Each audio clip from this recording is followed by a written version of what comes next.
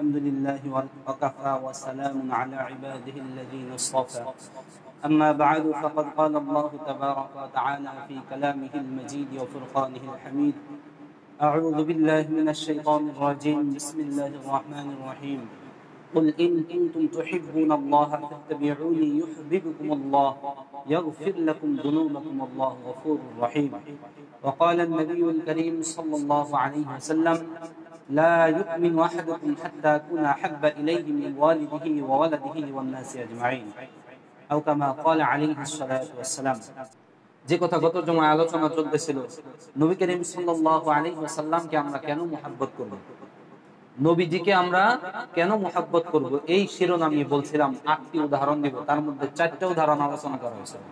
সর্বশেষ বলছিলাম তায়েফের ময়দানে নবীজিকে যখন এত জুলুম নির্যাতন করা হয়, তারপরে আসমান থেকে হযরত জিবরাইল এবং পাহাড় সংরক্ষণকারী ফেরেশতারা এসে নবীজিকে বললেন, হে আল্লাহর হাবিব, আপনি হুকুম দেন এই দুই পাশের দুইটা পাহাড়কে আমরা কি করব, একত্রিত করে তায়েফবাসী যারা আছে তাদের সবাইকে ধ্বংস করে দিব। নবীজি তখনও বলছিলেন, না, তাদেরকে ধ্বংস করো না, কেননা হতে পারে তারা এখন মুসলমান হয়নি, তারা এখন ঈমান আনে নাই, তারা বুঝে না, কিন্তু তাদের পরবর্তী প্রজন্ম, তাদের পরবর্তী বাচ্চা সন্তানাদি যারা আসবে, তারা আমাকে এক নবী হিসেবে স্বীকার করবে এবং আল্লাহ তাআলাকে এক আল্লাহ হিসেবে স্বীকার করবে। এই আশায় নবী করিম সাল্লাল্লাহু আলাইহি ওয়াসাল্লাম তাদেরকে আযাব দিতে কি করেন, নিষেধ করেন। অর্থাৎ এই কথার দ্বারাও বোঝা যায় নবীজি সাল্লাল্লাহু আলাইহি ওয়াসাল্লাম কাফের মুমিন মুশরিক যারা ছিল তাদের জন্য নবী করিম সাল্লাল্লাহু আলাইহি ওয়াসাল্লামের পক্ষ থেকে কি ছিল, দয়া এবং মায়া ছিল। 5 নাম্বার উদাহরণ হলো নবী করিম সাল্লাল্লাহু আলাইহি ওয়াসাল্লাম এই উম্মতের জন্য কতটা মায়া ছিল নবী করিম সাল্লাল্লাহু আলাইহি ওয়াসাল্লামের। নবী করিম সাল্লাল্লাহু আলাইহি ওয়াসাল্লাম ইরশাদ করেন, মা মিন মুমিনিন ইল্লা ওয়া আনা আওলান নাসি বিহি ফিদ দুনিয়া ওয়াল আখিরাহ। বুখারী শরীফের 4781 নম্বর হাদিসে হযরত আবু হুরায়রা রাদিয়াল্লাহু তাআলা থেকে বর্ণিত, তিনি বলেন যে পৃথিবীর মধ্যে যত মুমিন আছে, যত মুসলমান আছে, তাদের মধ্যে আমি নবী করিম সাল্লাল্লাহু আলাইহি ওয়াসাল্লাম মুমিন মানুষের সবচেয়ে ঘনিষ্ঠ এবং সবচেয়ে আপন। আমি নবীজি সকল মুমিনের জন্য সবচেয়ে কি ঘনিষ্ঠ এবং কি আপনজন। ফাআইয়ুমা মুমিনিন তারাকা মালান, অতএব তোমাদের মধ্য থেকে যে সমস্ত মুমিন ব্যক্তিরা মাল সম্পদ রেখে যায়, ফালইয়ারিসহু আসবাতুহু মান কানু ফিদ দুনিয়া, তার ওয়ারিস যারা আছে, তার উত্তরসূরি যারা আছে, তারা হবে তার মালের ওয়ারিস। মাল রেখে গেলে মালের ওয়ারিস হবে কারা, তার উত্তরসূরি যারা আছে, তার সন্তানাদি যারা আছে, তার ছেলে মেয়ে যারা আছে, স্ত্রী সন্তান যারা যারা আছে, তারা হবে তার মালের ওয়ারিস। ফাইন তারাকা দাইনান আও দায়া, তবে তোমাদের মধ্য থেকে কোনো ব্যক্তি যদি, কোনো মুসলমান যদি ঋণ রেখে যায়, অথবা দয়ান, অথবা অসহায় পরিবার রেখে যায়, ইয়াতিম সন্তান রেখে যায়। এতিম সন্তান এমন সন্তান রাখছে যেই সন্তানকে ভরণ পোষণের মতো কেউ নাই, এমন বিবি রেখে গেছে যাকে কামাই করে খাওয়ানোর মতো কেউ নাই। ফালইয়াতিনি মিন্নি, ওই এতিম সন্তান, ওই ঋণগ্রস্ত ব্যক্তি, ওই বিবি যেন আমার কাছে আসে, আমি নবীর কাছে আসে। ফালইয়াতিনি, আমার কাছে যেন আসে। ফাআনা মাওলাহু, আমি নবীজি ওয়াদা করলাম, আমি তার জন্য ওলি হয়ে গেলাম, আমি তার অভিভাবক হয়ে গেলাম, আমি তার দায়িত্ব নিয়ে নিলাম, তার ঋণ পরিশোধের দায়িত্ব আমার, ওই এতিম সন্তান যে আছে তার লালন পালনের দায়িত্ব আমার, ভরণ পোষণের দায়িত্ব আমি নবী নিজে নিয়ে নিলাম। অর্থাৎ নবী করিম সাল্লাল্লাহু আলাইহি ওয়াসাল্লাম উম্মতের প্রতি মায়াটা কত প্রকাশ করছেন। কোন উম্মত যদি তার এতিম সন্তান রেখে মারা যায়, ঋণ রেখে মারা যায়, যাবতীয় যত দায়িত্ব আছে সব কিছু নবী করিম সাল্লাল্লাহু আলাইহি ওয়াসাল্লাম নিজে নিয়ে নিতেছেন। অতএব এই কথার দ্বারা বোঝা যায় নবী করিম সাল্লাল্লাহু আলাইহি ওয়াসাল্লামের উম্মতের প্রতি মায়া কম না বেশি? অনেক বেশি। 5 নাম্বার উদাহরণ। 6 নাম্বার উদাহরণ হলো নবী করিম সাল্লাল্লাহু আলাইহি ওয়াসাল্লাম, নবী করিম সাল্লাল্লাহু আলাইহি ওয়াসাল্লাম যদি, নবী করিম সাল্লাল্লাহু আলাইহি ওয়াসাল্লাম ইরশাদ করেন সহিহ ইবনে হিব্বানের 1431 নম্বর হাদিস, ইন্নামা আনা লাকুম মিসলুল ওয়ালিদ, হে মুমিন যারা আছো, হে আমার উম্মত, তোমরা জেনে রাখো নিশ্চয়ই আমি তোমাদের সবার জন্য বাবা সমান। ইন্নামা আনা লাকুম মিসলুল ওয়ালিদি, আমি তোমাদের জন্য সবার জন্য পিতৃতুল্য, বাবার সমতুল্য। বাবা যেরকম সন্তানকে মহব্বত করার ক্ষেত্রে কোনো স্বার্থ দেখে না, একজন বাবা তার ছোট্ট একটা বাচ্চা শিশু সন্তান, ওই সন্তানকে যে মহব্বত করে সে কি কোনো স্বার্থের জন্য করে? কোনো স্বার্থ থাকে না। আল্লাহ তাআলা অটোমেটিক মহব্বত বাবার অন্তরে দিয়ে দেয়। এই কারণে বাবা এবং মা তার সন্তানকে কি করে? মহব্বত করে ভালোবাসে। ঠিক এইরকম হে আমার উম্মত তোমাকেও আমি ভালোবাসি। ওই রকম বাবা তার শিশু সন্তান বা ছোট ছেলের জন্য যেরকম ভালোবাসার মাঝে কোনো স্বার্থ লুকায়িত থাকে না, ঠিক ওই রকম হে আমার উম্মত তুমি জেনে রাখো, তোমাকে যে বা আমার উম্মতকে যে আমি ভালোবাসি, এই ভালোবাসার ক্ষেত্রে আমি নবীর কোনো স্বার্থ কি নাই, লুকায়িত নাই। আমি নবী আমার উম্মতকে উম্মতের তাগিদেই আমার মন থেকে আমি আমার উম্মতকে ভালোবাসি, এটা তোমরা জেনে রাখো। সুবহানাল্লাহ।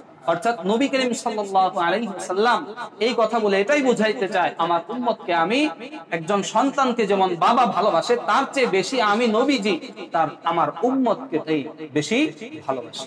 তাহলে এর দ্বারা বোঝা যায় নবী করিম সাল্লাল্লাহু আলাইহি ওয়াসাল্লামের মায়া উম্মতে মুহাম্মদী যারা আমরা আছি আমাদের প্রতি অনেক ছিল, বেশি ছিল। 5 নম্বর উদাহরণ। 6 নম্বর উদাহরণ হলো নবী করিম সাল্লাল্লাহু আলাইহি ওয়াসাল্লাম, না এটা হলো 6 নাম্বার গেল। 7 নাম্বার উদাহরণ, নবী করিম সাল্লাল্লাহু আলাইহি ওয়াসাল্লাম মুসলিম শরীফের 199 নাম্বার হাদিসের মধ্যে বলেন, লিকুল্লি নবিয়্যিন দাওয়াতুন মুস্তাজাবা, প্রত্যেকটা নবীর একটা মাকবুলিয়াত দোয়া আল্লাহ তাআলা তাকে দুনিয়াতে দান করেছেন।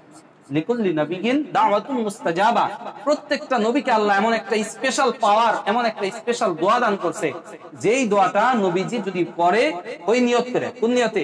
হে আল্লাহ তুমি আমাকে যে স্পেশাল দোয়াটা দান করছো, যেটা আমি করলেই কবুল হয়ে যাবে, এই রকম নিয়ত করে কোন নবী যখন দোয়া করে আল্লাহ তাআলা তার দোয়াকে কি করে নেন? সাথে সাথে কবুল করে নেন।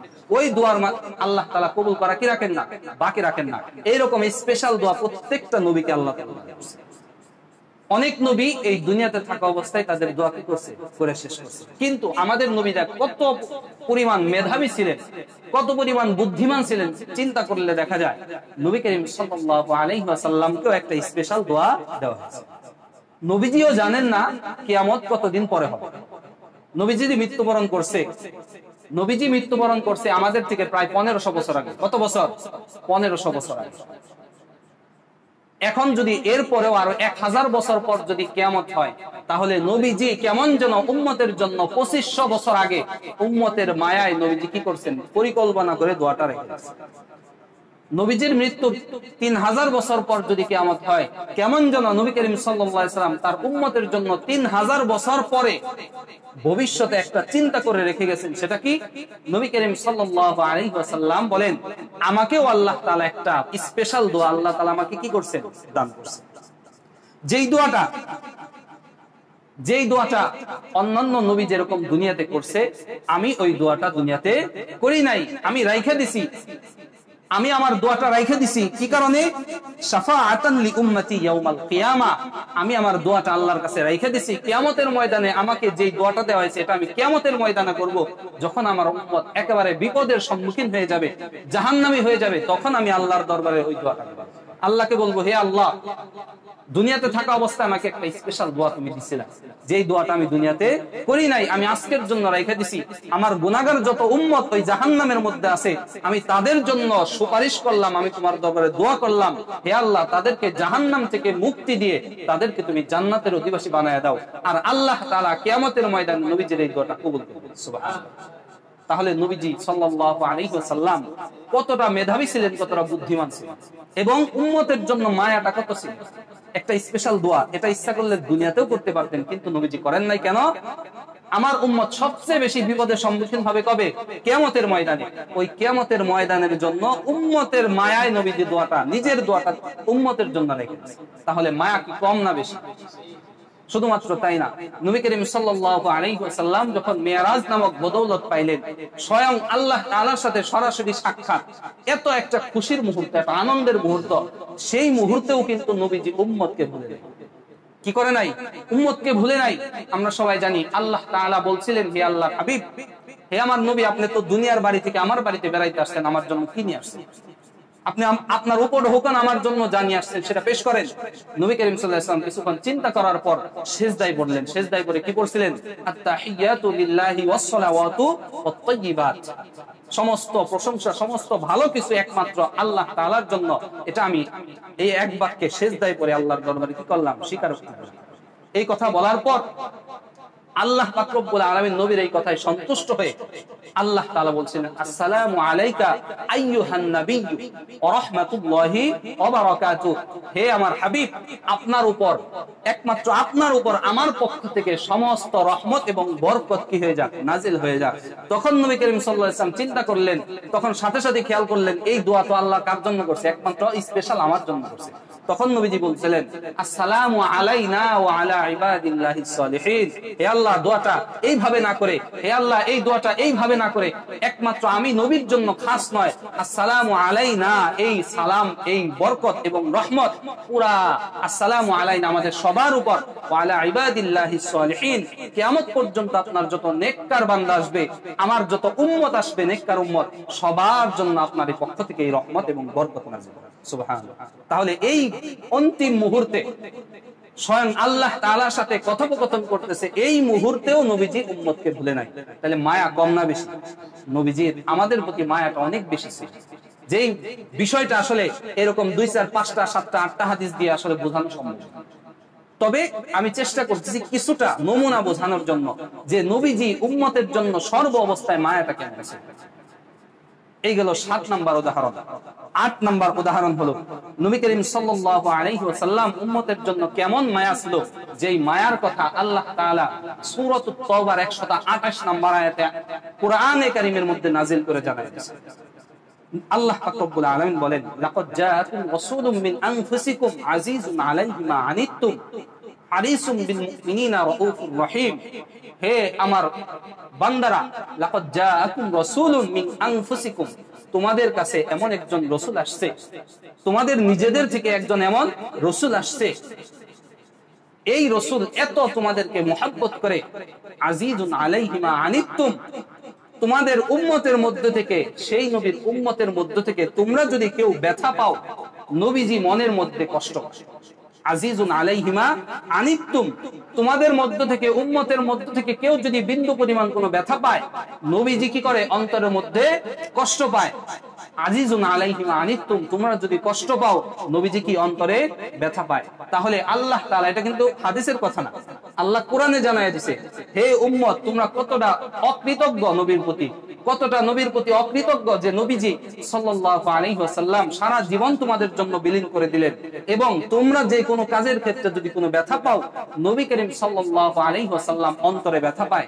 এইরকম একজন বরকতময় রাসূল তোমাদের কাছে আসা সত্ত্বেও সেই রাসূলের অনুসরণ তোমরা পরিপূর্ণ করো না, তোমরা কতটা অকৃতজ্ঞ উম্মত, এটা জানানোর জন্য আল্লাহ তাআলা সূরাতুত তাওবার 128 নম্বর আয়াত নাযিল করে দিলেন।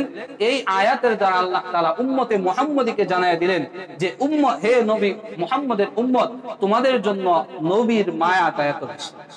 তাহলে এই যে 8টা উদাহরণ কোরআনে কারীমের আয়াত এবং হাদিস দ্বারা আমরা যে মোটামুটি 8-9টা উদাহরণ জানলাম, এর দ্বারা এটাই বুঝলাম সর্ব অবস্থায় হার হালতে নবী করিম সাল্লাল্লাহু আলাইহি ওয়াসাল্লাম উম্মতকে কি করেন নাই? ভুলেন নাই, এবং উম্মতের মায়া থেকে নবী করিম সাল্লাল্লাহু আলাইহি ওয়াসাল্লাম বিন্দু পরিমাণ কি করেন নাই?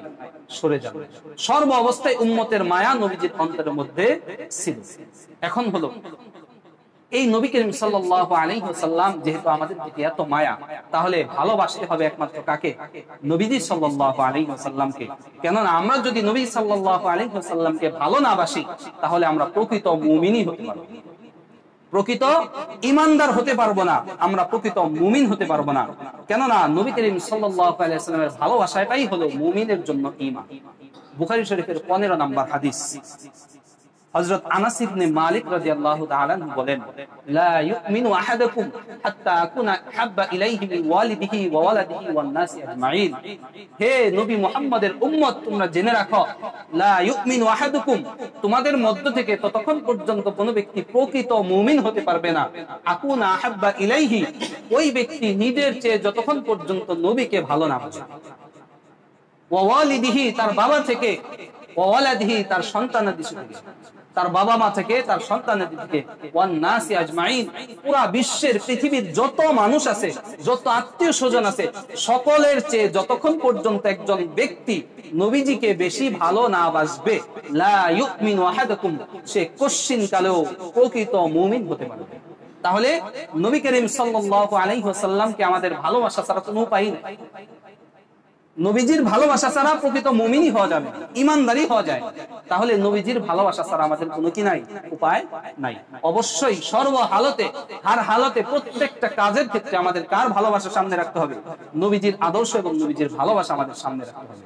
আল্লাহ তাআলা আমাদের সবাইকে সর্ব অবস্থায় নবীজির মুহাব্বত এবং ভালোবাসা যেন আমাদের কাজের মধ্যে আমরা রাখতে পারি, আল্লাহ তাআলা আমাদের সবাইকে তৌফিক দান করেন। এক নাম্বার উদাহরণ, নবীজির ভালোবাসা মুমিনের জন্য কি? ঈমান। দুই নাম্বার উদাহরণ, বুখারী শরীফের 6632 নাম্বার হাদিস, হযরত আব্দুল্লাহ ইবনে হিশাম রাদিয়াল্লাহু তাআলা আনহু থেকে বর্ণিত। তিনি বলেন, কুন্না মা'আন নবী সাল্লাল্লাহু আলাইহি ওয়াসাল্লাম ওয়া হুয়া আখিযুম বিয়াদি উমর ইবনুল খাত্তাব রাদিয়াল্লাহু তাআলা। একদা আমরা নবী করিম সাল্লাল্লাহু আলাইহি ওয়াসাল্লামের সাথে ছিলাম, ওয়া হুয়া আখিযুম বিয়াদি উমর ইবনুল খাত্তাব রাদিয়াল্লাহু তাআলা। নবী করিম সাল্লাল্লাহু আলাইহি ওয়াসাল্লাম এরকম ভাবে উমর ইবনুল খাত্তাবের হাত কি করছেন? ধরা অবস্থা। আমরা নবীজির সাথে অন্য কারো হাত না, একমাত্র কার হাত ধরা? নবীজি উমর ইবনুল খাত্তাবের হাত এইভাবে পাশাপাশি দাঁড়ানো, নবী করিম সাল্লাল্লাহু আলাইহি ওয়াসাল্লাম ধরছে। ধরার পর উমর ইবনুল খাত্তাব রাদিয়াল্লাহু তাআলা আনহু এইভাবে যখন হাত ধরে আছে, তখন উমর ইবনুল খাত্তাব রাদিয়াল্লাহু তাআলা আনহু বলতেছেন, ফাকালা লাহু উমর ইবনুল খাত্তাব, ইয়া রাসূলুল্লাহ, লা আনতা হাব্বা ইলাইহা মিন কুল্লি শাইইন ইল্লা মিন নাফসি। হে আল্লাহর হাবিব, আমি আল্লাহর কসম করে বলতেছি, আমি নবী, আমি উমর ছাড়া, মানে আমার যে নিজের জান, এই জান ছাড়া পৃথিবীতে যা কিছু আছে সব কিছুর চেয়ে আপনাকে আমি বেশি ভালোবাসি। সুবহানাল্লাহ। হে আল্লাহর হাবিব, আল্লাহর কসম করে বলতেছি, আমি ওমর আমার নিজেকে ছাড়া পুরা বিশ্বের সব কিছুর চেয়ে আমি নবী আপনাকে বেশি ভালোবাসি। এই কথা বলার পর তখন ওমর ইবনুল খাত্তাব এত ভালোবাসার কথা প্রকাশ করছেন, তারপরে ওমর ইবনুল খাত্তাবকে উপলক্ষ করে নবীজি বললেন, হে ওমর, তুমি এটা কি বললে? ওমর, তুমি কি বললা? তোমার জানের চেয়েও নাকি, তোমার জান নাকি আমার চেয়ে বেশি প্রিয়, এটা তুমি কি বললা? এই কথা যখন বলছে, ওমর ইবনুল খাত্তাব রাদিয়াল্লাহু তাআলা চিন্তায় পড়ে গেছে, আমি কি বললাম? কেননা নবী করিম সাল্লাল্লাহু আলাইহি ওয়াসাল্লামের হাদিস, লা ইউমিনু আহাদুকুম হাত্তা আকুনা হাব্বা ইলাইহি মিন ওয়ালিদিহি ওয়া ওয়ালাদিহি ওয়ান নাসি আজমাইন। নিজের জানের চেয়ে, সকল কিছুর চেয়ে যতক্ষণ পর্যন্ত ভালো না বাসবা ততক্ষণ ঈমানদার হইতে পারবা না। ওমর, তুমি এটা কি বললে? এই কথা যখন বলছে, তখন ওমর ইবনুল খাত্তাব রাদিয়াল্লাহু তাআলা আনহু কিছুক্ষণ চিন্তা করলেন। চিন্তা করার পর ফাকালা নবী সাল্লাল্লাহু আলাইহি ওয়াসাল্লাম, হাত্তা ওয়াল্লাযী নাফসি বিয়াদিহি হাত্তা আকুনা হাব্বা ইলাইকা। হে ওমর ইবনুল খাত্তাব, আমি যদি তোমার জানের চাইতো তোমার কাছে বেশি প্রিয় না হইতে পারি, তাহলে তুমি প্রকৃত মুমিন হতে পারবে না। এই কথা বলার পর নবী করিম সাল্লাল্লাহু আলাইহি ওয়াসাল্লামকে উপলক্ষ করে ফাকালা লাহু ওমর ইবনুল খাত্তাব রাদিয়াল্লাহু তাআলা আনহু, আল-আন ওয়াল্লাহি লা আনতা হাব্বু ইলাইয়া মিন নাফসি। হে আল্লাহর হাবিব, আমার বেশি চিন্তা করার দরকার নাই, আমি একটু চিন্তা করে দেখলাম, একটু ভেবে দেখলাম। হে আল্লাহর হাবিব, খোদার কসম করে বলতেছি, এখন আপনি আমার কাছে আমার নিজের চাইতেও বেশি। সুবহানাল্লাহ। তখন নবী করিম সাল্লাল্লাহু আলাইহি ওয়াসাল্লাম ফাকালা লাহু রাসূলুল্লাহ সাল্লাল্লাহু আলাইহি ওয়াসাল্লাম, নবী করিম সাল্লাল্লাহু আলাইহি ওয়াসাল্লাম তাকে বললেন, আল আন ইয়া উমর, হে উমর, এখন তুমি প্রকৃত মুমিন হয়ে গেলে। সুবহানাল্লাহ। এখন তুমি কি হয়ে গেছো? প্রকৃত মুমিন হয়ে গেছো। তাহলে এই দুইটা হাদিস থেকে আমরা বুঝলাম, আমাদের নিজেদের জানের চাইতেও যদি নবীকে আমরা বেশি ভালো না বাসতে পারি, একজন মানুষ প্রকৃত মুমিন হতে পারবে। বুখারী শরীফের 15 নম্বর হাদিস আর 6632 নম্বর হাদিস। এই দুইটা হাদিস থেকে আমরা জানলাম, নিজের জানের চাইতেও সর্ব অবস্থায় নবীজিকে বেশি ভালো না বাসলে আমরা প্রকৃত মুমিন, প্রকৃত কিনা মুমিন না। আর নবী করিম সাল্লাল্লাহু আলাইহি ওয়াসাল্লামকে আমরা কেন ভালোবাসবো? নবী কি ভালোবাসলে আমার নিজের ভালো কি? এক নাম্বার হলো ঈমানের ব্যাপার, আমরা প্রকৃত মুমিন হতে পারবো। দুই নাম্বার বিষয় হলো, নবীজিকে ভালোবাসা মানে মুমিনের জন্য কিয়ামতের ময়দানে নাজাতের ওসিলা। সুবহানাল্লাহ। নবীজিকে ভালোবাসা মানে কি? কিয়ামতের ময়দানে মুক্তির জন্য একটা উপায়, নাজাতের ওসিলা। কিভাবে? এই ব্যাপারে আমি কয়েকটা উদাহরণ দেব, 3টা উদাহরণ দেব। এক নাম্বার হলো মুসলিম শরীফের 69 নম্বর হাদিস, قال رسول الله صلى الله عليه وسلم আনাস ইবনে মালিক রাদিয়াল্লাহু তাআলা আনহু বর্ণনা করেন নবী করিম সাল্লাল্লাহু আলাইহি ওয়াসাল্লাম ইরশাদ করেন সালাসু মান কুন্না ফীহি ওয়াজাদা বিহিন্না হালাওয়াতুল ঈমান পাঁচটা জিনিস যে ব্যক্তির মাঝে তিনটা জিনিস বিদ্যমান থাকবে ওই ব্যক্তি ঈমানের স্বাদ অনুভব করবে। কয়টা জিনিস? তিনটা জিনিস যার মাঝে আছে ওই ব্যক্তি ঈমানের স্বাদ কি করতে পারবে? অনুভব করতে পারবে। এক নাম্বার হলো মান কানা আল্লাহু ওয়া রাসূলুহু আহাব্বা ইলাইহি মিম্মা সিওয়াহুমা সারা বিশ্বে যা কিছু আছে সব কিছুর চেয়ে যেই ব্যক্তির কাছে আল্লাহ এবং তার রাসূল বেশি মুহাব্বত। আর দুইটা কথা বলছে। এক নাম্বার কি? যেই ব্যক্তির কাছে পুরা বিশ্বের সব কিছুর চেয়ে আল্লাহ এবং তার রাসূল প্রিয় হবে ওই ব্যক্তি তার অন্তরের মধ্যে ঈমানের স্বাদ পেয়ে যাবে। সুবহানাল্লাহ। আল্লাহ তার রাসূল যদি মুহাব্বতের হয় তাহলে সে কি পাবে? ঈমানের স্বাদ পেয়ে যাবে। এইখানে কথাটা বুঝেন কিভাবে ঈমানের স্বাদ পাবে। আমি রাস্তা দিয়ে যাইতেছি, যাওয়ার সময় হঠাৎ করে কিছু দূর যাওয়ার পর আমি দেখলাম একটা বেগানা নারী বেপরদা অবস্থায় কি করতেছে? রাস্তা দিয়ে আসতেছে। তখন আমার আল্লাহ তাআলার পবিত্র কোরআনে কারীমের আয়াত মনে পড়ে গেল, কুল্লিল মুমিনিনা ইয়াগুদ্দু মিন আবসারিহিম ওয়া ইয়াখরুজুনা ফুরুজাহুম ওয়া ইয়াহফাযুনা ফুরুজাহুম। আল্লাহ তাআলার কোরআনের আয়াত আমার মনে পড়ে গেল, আল্লাহ তাআলার ভালোবাসার কথা মনে পড়ে গেল।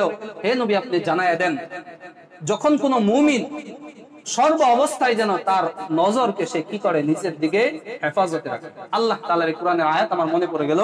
আল্লাহ তাআলার ভালোবাসায় আমি কি করলাম? বেগানা নারীর দিকে না তাকায় আমি নিচের দিকে তাকাইলাম। কিসের ভালোবাসায়? আল্লাহর ভালোবাসা, এক নাম্বার। দ্বিতীয়, যখন আমি নিচের দিকে তাকাইছি তখন বারবার শয়তান মনের মধ্যে বলে, ওই তাকা, উপরের দিকে ওঠা, মাথা ওঠা, কেননা যেই মহিলাটা আসছে এই মহিলা হলো এলাকার মধ্যে সবচেয়ে সুন্দর। মহিলাটা কি? এলাকার মধ্যে সবচেয়ে সুন্দরী, তুই তাকা, উপরের দিকে তাকা, বারবার শয়তান বলতেছে। বলার পরে আমি তারপরেও তাকাই না। কেন? নবীজির মুহাব্বত। কার মুহাব্বত? নবীজির মুহাব্বত। কেননা নবী করিম সাল্লাল্লাহু আলাইহি ওয়াসাল্লাম আলী রাদিয়াল্লাহু তাআলা আনহুকে উপলক্ষ করে বলেন, সম্বোধন করে বলেন, ইয়া আলীয়ু, হে আলী, লা তুতবিউন নাযরাতান নাযরা, হে আলী, দ্বিতীয়বার তুমি কখনো বেগানা নারীর দিকে তাকায় না। লা তুতবিউন নাযরাতান নাযরা, তুমি দ্বিতীয়বার কখনোই তাকায়ও না। ফা ইন্না লাকাল উলা ওয়া লাইসাত লাকাল আখিরা, কেননা তোমার জন্য প্রথমটা মাফ, ওয়া লাইসাত লাকাল আখিরা, দ্বিতীয়বার যদি তুমি তাকাও এটা তোমার জন্য মাফ নাই। নবী করিম সাল্লাল্লাহু আলাইহি ওয়াসাল্লাম আলীকে কি করতেছে? উপদেশ দিতেছে। এই উপদেশ আমার মনে পড়ে যে না, শয়তান যদিও আমাকে তাকাইতে বলে, একবার আমি দেখছি, এইটা দেখার পর আমি নিচের দিকে তাকাইছি। কার মহব্বতে? আল্লাহর ভালোবাসা। কিন্তু শয়তান আমাকে আবার বলতেছে তুই উপরের দিকে তাকা। আমি কেন তাকাই না? আলী রাদিয়াল্লাহু তাআলা আনহুকে নবীজি সাল্লাল্লাহু আলাইহি ওয়াসাল্লাম যে কথা বলছেন, ফালাইসাত লাকাল আখিরা, হে আমার উম্মত, এটা শুধু আলীর জন্য না, পুরা গোটা উম্মতে মুহাম্মাদের জন্য। দ্বিতীয়বার তোমার কি নাই? সুযোগ নাই। দ্বিতীয়বার তাকানোর অধিকার তোমার নাই। নবীজির এই কথার দিকে খেয়াল করে আমি কি করলাম? নিচের দিকে তাকায় কিছু দূর অগ্রসর হওয়ার পর ওই মহিলা যখন সামনে চলে গেছে, তারপর আপনি মাথা ওঠান। এটা বিশ্বাস, অবশ্যই এটা বিশ্বাস করতে হবে আমাদের। অবশ্যই ফাল হালাওয়াতুল ঈমান, ওই ব্যক্তি অন্তরের মধ্যে ঈমানের স্বাদ তখন অনুভব করবে। সুবহানাল্লাহ। মন থেকে ভালো লাগবে। কি কারণে? যে কোনোদিন না পারলেও আজকে আল্লাহর এবং নবী করিম সাল্লাল্লাহু আলাইহি ওয়াসাল্লামের ভালোবাসায় একটা গুনাহের কাজ থেকে আমি আজকে বিরত থাকতে পারছি। এটা কি লাগবে? অন্তরের মধ্যে ঈমানের স্বাদ পাওয়া যাবে। আর এই বিষয়টা যখন নবী এবং আল্লাহর ভালোবাসায় যখন আমরা কাজটা করব, নবীজির হুকুমের দিকে, লাইসাত লাকাল আখিরা, তোমার দ্বিতীয়বার তাকানোর অনুমতি নাই, এই কথা লক্ষ্য করে যখন আমি দ্বিতীয়বার না তাকাবো, এইটা আমার হতে পারে এই একটা হুকুম কাল কিয়ামতের ময়দানে আমার জন্য নাজাতের ওসিলা হয়ে যাবে। সুবহানাল্লাহ। নবীজির ভালোবাসা। কিসের ভালোবাসা? নবীজির ভালোবাসা। দুই নাম্বার উদাহরণ, মুসলিম শরীফের হাদিস, ক্বালা রাসূলুল্লাহ সাল্লাল্লাহু আলাইহি ওয়াসাল্লাম, আল মারউ মা'a মান আহাব্বা, হে আমার উম্মত, তোমরা জেনে রাখো, যার সাথে তোমার মহব্বত থাকবে তার সাথেই তোমার কি হবে? কিয়ামত হবে। তুমি যাকে মহব্বত করবা তার সাথে তোমার কি হবে? কিয়ামত হবে। দুনিয়াতে থাকা অবস্থায় নবীকে যদি বেশি ভালোবাসো, নবীজির সাথে তোমার মহব্বত হবে। নবীকে যদি বেশি ভালোবাসো তাহলে কার সাথে কিয়ামত হবে? নবীর সাথে তোমার কিয়ামত হবে।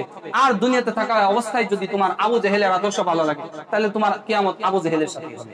দুনিয়াতে থাকা অবস্থায় ফেরাউন, হামান, কামান যারা আছে, এই জাতীয় জালেম যারা ছিল, তাদের আদর্শ যদি তোমার ভালো লাগে তাহলে তাদের সাথেই তোমার কি হবে? হাসর নাসর হবে। আর দুনিয়াতে থাকা অবস্থায় নবীজির মোহাব্বত যদি তোমার অন্তরে থাকে, নবীজির ভালোবাসা যদি তোমার অন্তরে থাকে, আবু বকর, ওমর, ওসমান, আলী, এই সমস্ত বড় বড় সাহাবী যারা আছে তাদের মোহাব্বত এবং ভালোবাসা, আদর্শ যদি তোমার অন্তরের মধ্যে থাকে, তোমার জীবনের মধ্যে বাস্তবায়ন থাকে, তাহলে আশা করা যায় কিয়ামতের ময়দানে আবু বকর, ওমর, আলী এবং উসমানের সাথে তোমার আমার কি হবে? হাসর হবে। এটা তুমি জেনে রাখো। মুসলিম শরীফের হাদিস যে তোমার যার সাথে দুনিয়াতে তোমার যার মোহাব্বত করবা তুমি যাকে, কিয়ামতের ময়দানে তার সাথেই তোমার কি হবে? কিয়ামত হয়ে যাবে। এটা একটা সংক্ষিপ্ত হাদিস। তার আগের হাদিস, মুসলিম শরীফে তার আগের হাদিসটা ক্বালা রাসূলুল্লাহ সাল্লাল্লাহু আলাইহি ওয়াসাল্লাম, এই হাদিসটা বুখারী শরীফের মধ্যে আছে। এই হাদিসটা কি বুখারীতেও আসছে। ক্বালা রাসূলুল্লাহ সাল্লাল্লাহু আলাইহি ওয়াসাল্লাম, বুখারী শরীফের 3688 নম্বর হাদিস, হযরত আনাস রাদিয়াল্লাহু তাআলা আনহু থেকে বর্ণিত। তিনি বলেন, নবী করিম সাল্লাল্লাহু আলাইহি ওয়াসাল্লাম, একদা আমরা নবী করিম সাল্লাল্লাহু আলাইহি ওয়াসাল্লামের সাথে ছিলাম। জাআ রাজুলুন, একজন ব্যক্তি নবীজির দরবারে আসলেন। ফাকালা লাহু রাসূলুল্লাহ সাল্লাল্লাহু আলাইহি ওয়াসাল্লাম, নবীজি সাল্লাল্লাহু আলাইহি ওয়াসাল্লামকে উপলক্ষ করে সে একটা প্রশ্ন করলো, মাতা সাআ ইয়া রাসূলুল্লাহ, হে আল্লাহর হাবিব, কিয়ামত কবে সংঘটিত হবে? কি বলছে? কিয়ামত কবে সংঘটিত হবে? এই কথা বলার পর তখন নবী করিম সাল্লাল্লাহু আলাইহি ওয়াসাল্লাম ওই ব্যক্তিকে উপলক্ষ করে বলছে, মাযা আতাদতা লাহা, হে আল্লাহর বান্দা, তুমি যে কিয়ামতের কথা জিজ্ঞাসা, এই ব্যাপারে তোমার প্রস্তুতি কি? কিয়ামতের জন্য কি প্রস্তুতি গ্রহণ করছো তুমি? তখন ওই ব্যক্তি বলতেছেন, ফাকালা লা শাইআ ইল্লা আন্নী উহিব্বুল্লাহ ওয়া রাসূলা, হে আল্লাহর হাবিব, আমার অন্য কোনো ইবাদত নাই, একমাত্র ইবাদত হলো আমি আপনাকে ভালোবাসি, আমি আল্লাহ তাআলাকে ভালোবাসি। কয়টা আমার সম্বল? কয়টা? দুইটা। আপনার ভালোবাসা, আল্লাহর ভালোবাসা, এই দুইটাই আমার সম্বল, এছাড়া আর অন্য কিছু আমার কি নাই, সম্বল নাই। ফাকালা লাহু রাসূলুল্লাহ সাল্লাল্লাহু আলাইহি ওয়াসাল্লাম, আনতা মাআ মান আহবাবতা, হে আমার উম্মত, তুমি এটা জেনে রাখো, দুনিয়াতে যাকে তুমি ভালোবাসবা কিয়ামতের ময়দানে তার সাথে তোমার হাসর নাসর। সুবহানাল্লাহ। এই কথা বলার পর আনাস ইবনে মালিক রাদিয়াল্লাহু তাআলা আনহু বলতেছেন, ইসলাম গ্রহণ করার পর নবীজির এই কথার দ্বারা আমি সহ অন্যান্য সাহাবীরা যেই পরিমাণ খুশি হয়েছি, ইসলাম গ্রহণ করার পর নবীজির অন্য কথায় আমরা এতটা খুশি হইনি। কেন না? কি কারণে এত খুশি হয়েছি? আমি আনাস বলতেছি, আমি আনাস এই কথার স্বীকারোক্তি দিচ্ছি। ফাকালা আনাস, ফানা উহিব্বুন নাবিয়্যা ওয়া আবা বকর ওয়া উমর রাদিয়াল্লাহু তাআলা, আমি এটা স্বীকারোক্তি দিতেছি, আমি নবীজিকে সবচেয়ে বেশি ভালোবাসি, আবু বকরকে ভালোবাসি, ওমর ইবনুল খাত্তাব, ওমর ইবনুল খাত্তাবকে বেশি ভালোবাসি, ওসমানকে ভালোবাসি, আলীকে ভালোবাসি। অতএব আশা করি কিয়ামতের ময়দানে তাদের মতো আমল যদিও আমি করতে না পারি, কিয়ামতের ময়দানে নবী করিম সাল্লাল্লাহু আলাইহি ওয়াসাল্লাম, আবু বকর, ওমর, ওসমান, এইরকম বড় বড় মর্যাদা সম্পন্ন সাহাবীর সাথে আমার হাসর নাসর হবে, এই বিশ্বাস আমি করি। কেননা নবীজি বললেন, ফাইন্না লাকা মান আহবাবতা, তুমি যাকে মহব্বত করবা কিয়ামতের ময়দানে তার সাথে তোমার হাসর নাসর হবে। অতএব আমরা সকল সাহাবীরা এই কারণে খুশি হয়েছি, আমরা সবাই তো নবীজিকে ভালোবাসি, সবাই ওমরকে ভালোবাসি, সবাই আবু বকরকে ভালোবাসি, সবাই ওসমানকে ভালোবাসি। এই সাহাবীদের ভালোবাসা, যেহেতু এরা হলো সবচেয়ে মর্যাদা সম্পন্ন সাহাবী, যদিও আমরা তাদের মর্যাদা সম্পন্ন হতে না পারবো, কিন্তু আশা করি আমাদের ভালোবাসার কারণে কিয়ামতের ময়দানে এইরকম আবু বকর, ওমর, নবীজির সাথে আমরা কি করতে পারবো? জান্নাতে থাকতে পারবো। এই কারণে আমি সহ যত সাহাবায়ে কেরাম আছে সবাই আমরা কি হয়ে গেলাম? এই কথায় আনন্দ প্রকাশ করতে পারবো। তাহলে এই যে কথাগুলো আমরা বুঝলাম, এই কথার দ্বারা আমরা কি বুঝলাম? নবী করিম সাল্লাল্লাহু আলাইহি ওয়াসাল্লামের ভালোবাসা কিয়ামতের ময়দানে নাজাতের ওসিলা। নবীজির দুনিয়াতে থাকা অবস্থায় ভালোবাসা কিয়ামতের ময়দানে আমাদের মুক্তির সনদ, মুক্তির জন্য। আল্লাহ পাক রব্বুল আলামিন সর্ব অবস্থায়, হার হালতে, প্রত্যেকটা কাজের ক্ষেত্রে যেন আমরা নবীজিকে আমাদের নিজেদের জীবনের চাইতেও যেন বেশি ভালোবাসতে পারি। আল্লাহ তাআলা আমাদের সবাইকে তৌফিক দান করেন। আমিন। ওয়া আখিরু দাওয়ানা আনিল হামদুলিল্লাহি রাব্বিল আলামিন।